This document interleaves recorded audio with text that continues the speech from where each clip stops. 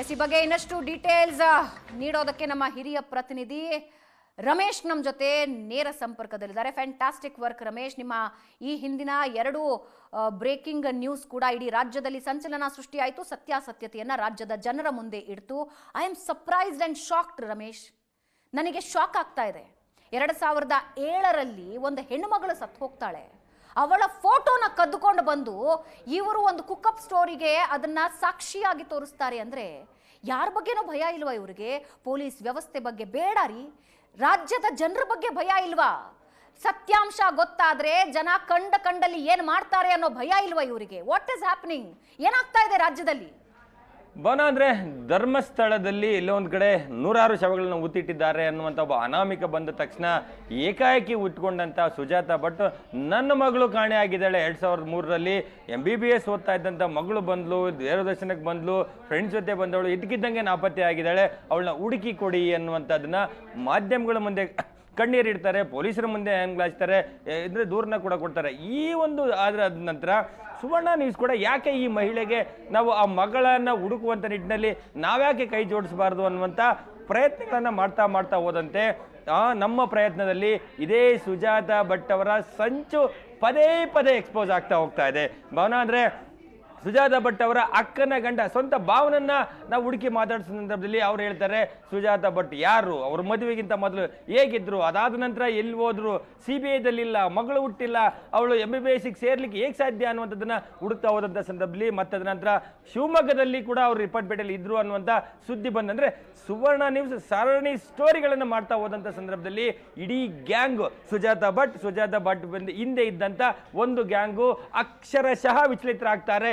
ಏನು ನಾವು ಮಾಡಿದಂಥ ಪ್ಲಾನ್ ಎಲ್ಲೂ ವರ್ಕೌಟ್ ಆಗ್ತಾ ಇಲ್ಲ, ಎಲ್ಲೋ ಒಂದು ಕಡೆ ದಾಖಲೆಗಳನ್ನ ಕೇಳ್ತಾ ಇದ್ದಾರೆ, ಫೋಟೋವನ್ನ ಕೇಳ್ತಾ ಇದ್ದಾರೆ, ಏನ್ ಮಾಡೋದು ಅನ್ನುವಂಥ ಸಂದರ್ಭದಲ್ಲಿ ಸುವರ್ಣ ನ್ಯೂಸ್ನ ಸರಣಿ ವರದಿ ಆದ ನಂತರ ಇವರೆಲ್ಲರೂ ಸೇರಿ ಒಂದು ಅಂದರೆ ಷಡ್ಯಂತ್ರದ ಭಾಗ ಆಗಿದ್ದಂಥವ್ರೆಲ್ಲರೂ ಕೂಡ ಒಂದು ಸಭೆಯನ್ನು ಕರೀತಾರೆ.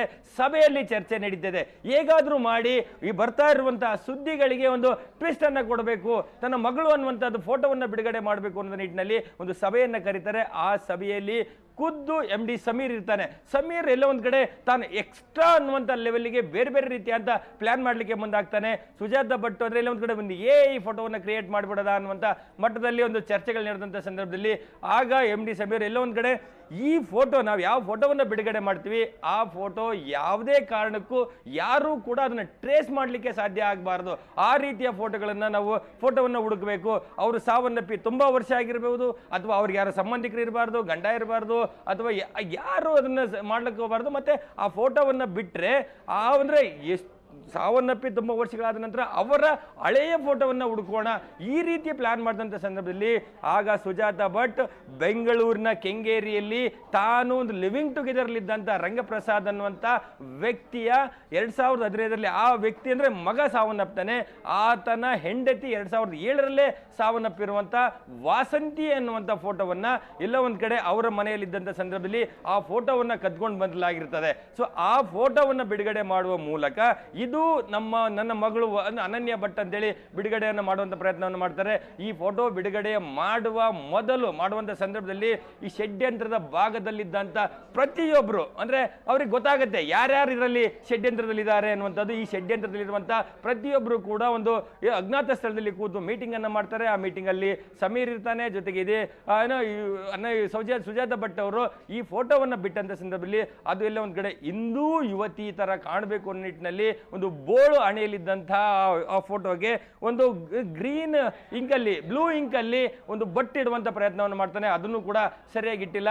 ಸೊ ಇದಾದ ನಂತರ ಈ ಫೋಟೋವನ್ನು ಬಿಡುಗಡೆ ಮಾಡಿದರೆ ಯಾರೂ ಕೂಡ ಇದನ್ನ ಟ್ರೇಸ್ ಮಾಡ್ಲಿಕ್ಕೆ ಸಾಧ್ಯ ಆಗೋದಿಲ್ಲ ಅಂತ ಅವ್ರಿಗೆ ಅಂದ್ಕೊಂಡಿಲ್ಲ. ಇಷ್ಟೊಂದು ಸರಣಿ ಸುದ್ದಿಗಳನ್ನು ಮಾಡುವ ಮೂಲಕ ಸುಜಾತಾ ಭಟ್ಗೆ ಅನನ್ಯ ಭಟ್ಟಿಗೆ ನ್ಯಾಯ ಸಿಗಬೇಕು, ಇದರ ನಿಜವ ಏನು ಅನ್ನುವಂಥದ್ದನ್ನ ಸುವರ್ಣ ನ್ಯೂಸ್ ಬೆನ್ನು ಬಿದ್ದಿರುವ ಸುವರ್ಣ ನ್ಯೂಸ್ ಇದನ್ನ ಹುಡುಕಾಟ ಮಾಡುತ್ತೆ ಅನ್ನುವಂಥ ಒಂದು ಕಲ್ಪನೆನೂ ಅವ್ರಿಗಿಲ್ಲ. ಸೊ ಈಗ ಆ ಫೋಟೋ ರಿಲೀಸ್ ಆದ ನಂತರ ನಾವು ನಮ್ಮ ತಂಡ ಅಂದ್ರೆ ಈ ಒಂದು ಈ ಫೋಟೋ ಯಾರು ಅಸಲಿಗೆ ಯಾರು ಅನ್ನುವಂಥ ಹುಡುಕಾಟವನ್ನು ಮಾಡೋ ಸಂದರ್ಭದಲ್ಲಿ ನಾವು ಅಂದ್ರೆ ಗೂಗಲ್ ಲೆನ್ಸ್ ಅಲ್ಲಿ ಹುಡುಕಾಟ ಮಾಡೋ ಪ್ರಯತ್ನ ಮಾಡ್ತೀವಿ, ಅಲ್ಲಿ ಸಿಗೋದಿಲ್ಲ. ಮತ್ತೆ ಅವರ ಜೊತೆಗಿದ್ದಂಥವ್ರು ಯಾರ್ಯಾರನ್ನೋ ಹುಡುಕಾಟ ಮಾಡುವಂಥ ಸಂದರ್ಭದಲ್ಲಿ ಯಾರೂ ಕೂಡ ಗೊತ್ತಾಗಲ್ಲ. ಸೊ ಅದಾದ ನಂತರ ನಮಗೆಲ್ಲ ಒಂದು ಕಡೆ ಬೇರೆ ರೀತಿಯಾದಂಥ ಲಿಂಕ್ ಸಿಗ್ತಾ ಹೋಗುತ್ತೆ. 2006ರಿಂದ 2025 ಅಂದ್ರೆ ಇದೇ ವರ್ಷ ಜನವರಿವರೆಗೂ ಕೂಡ ಸುಜಾತಾ ಭಟ್ ಎಲ್ಲಿದ್ರು ಅದನ್ನ ಹುಡುಕ್ತಾ ಹೋದಂಥ ಸಂದರ್ಭದಲ್ಲಿ ಬೆಂಗಳೂರಿನ ಕೆಂಗೇರಿಯಲ್ಲಿ ರಂಗಪ್ರಸಾದ್ ಅನ್ನುವಂಥ BALನ ಎಕ್ಸ್ ಎಂಪ್ಲಾಯಿ ಜೊತೆಗೆ ಲಿವಿಂಗ್ ಟುಗೆದರ್ ಇರ್ತಾರೆ. ಆ ಒಂದು ಫ್ಯಾಮಿಲಿ ಜೊತೆಗಿನ ನಂಟನ್ನು ಹುಡುಕ್ತಾ ಹೋದಂಥ ಸಂದರ್ಭದಲ್ಲಿ ಆಗ ತೆರೆದುಕೊಳ್ಳುತ್ತೆ ಈ ಫೋಟೋದ ಅಸಲಿ ರಹಸ್ಯ.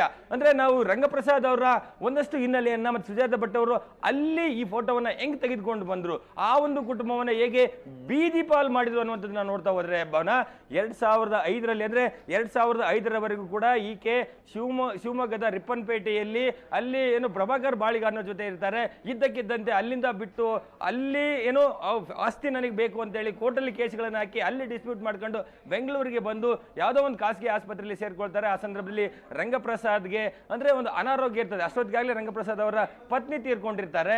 ಆ ಸಂದರ್ಭದಲ್ಲಿ ಆಸ್ಪತ್ರೆಯಲ್ಲಿ ಪರಿಚಯ ಆದವರು ಅವ್ರನ್ನ ಮನೆಗೆ ಕರ್ಕೊಂಡು ಬರುವಂತಹ ಒಂದು ಸ್ನೇಹ ಬೆಳಿಲಿಕ್ಕೆ ಹೆಚ್ಚು ದಿನ ತೆಗೆದುಕೊಳ್ಳೋದಿಲ್ಲ. ಮನೆಗೆ ಬರ್ತಾರೆ. ಮನೆಗೆ ಬಂದು ಕೇರ್ ಟೇಕರ್ ರೀತಿ ಬಂದಂಥವರು ಇಡೀ ಮನೆಯನ್ನು ಆವರಿಸ್ಕೊಳ್ತಾರೆ.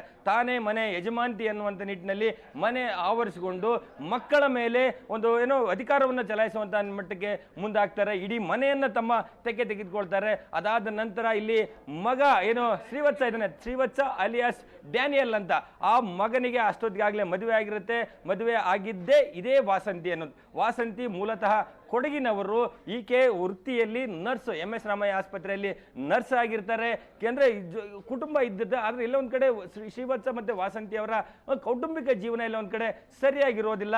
ಆ ಒಂದು ಕಾರಣಕ್ಕಾಗಿ ವಾಸಂತಿ ಮತ್ತೆ ತಮ್ಮ ತವರು ಮನೆ ಕೊಡಗಿಗೆ ವಾಪಸ್ ಹೋಗ್ತಾರೆ. ವಾಪಸ್ ಹೋದಂಥವ್ರು ಇದ್ದಕ್ಕಿದ್ದಂತೆ 2007ರಲ್ಲಿ ಅವರು ಸಾವನ್ನಪ್ಪಿದ್ದಾರೆ. ಅಂದ್ರೆ ಒಂದು UDR ದಾಖಲಾಗಿದೆ, ಅಂದ್ರೆ ಅನ್ಯಾಚುರಲ್ ಡೆತ್ ಆಗಿದೆ ಅನ್ನುವಂಥ ನಿಟ್ಟಿನಲ್ಲಿ ಇವರಿಗೆ ಮಾಹಿತಿ ಬರುತ್ತೆ. ಅಷ್ಟೊತ್ತಿಗಾಗಲೇ ಇವರು ಕೂಡ ಫ್ಯಾಮಿಲಿಯಲ್ಲಿ ಅಂದ್ರೆ ಡಿಸ್ಟರ್ಬ್ ಆಗಿದ್ದಂಥವ್ರು ಅಲ್ಲಿಗೆ ಬಿಡ್ತಾರೆ. ಆಗ ಆ ಮನೆಯಲ್ಲಿದ್ದಂಥ ಸಂದರ್ಭದಲ್ಲಿ ವಾಸಂತಿ ಅವರ ಬಳಿ ಅವರ ಅಂದ್ರೆ ವಾಸಂತಿ ಏನು ಸ್ಕ್ರೀನಲ್ಲಿ ನೋಡ್ತಾ ಇದೀವಿ ಭವನ, ಇದು ವಾಸಂತಿ ಅವರು ಸಾವನ್ನಪ್ಪಿದ ಸಂದರ್ಭದಲ್ಲಿ ಇದ್ದಂಥ ಏಜ್. ಈ ಏಜ್ ನೋಡಿದ್ರೆ ಸುಮಾರು ಒಂದು 28ರಿಂದ 30 ವರ್ಷ ವಯಸ್ಸಿನ ಮಹಿಳೆ ಈ ವಾಸಂತಿ. ಆದ್ರೆ ಅವರ ಒಂದು ಯಂಗ್ ಏಜಿನ 18-20 ವರ್ಷದ ವಯಸ್ಸಿನ ಅಂದ್ರೆ ಕಾಲೇಜ್ ಲೆವೆಲ್ ಅಲ್ಲಿ ಇದ್ದಂತಹ ಒಂದು ಫೋಟೋವನ್ನ ಈಕೆ ಕತ್ಕೊಂಡು ಬರ್ತಾಳೆ.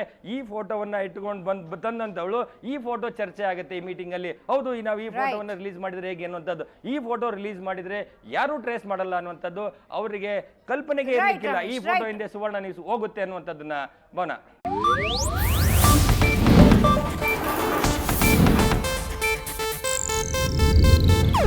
ಇದು ಏಷ್ಯಾನೆಟ್ ನ್ಯೂಸ್ ನೆಟ್ವರ್ಕ್ ಪ್ರಸ್ತುತಿ.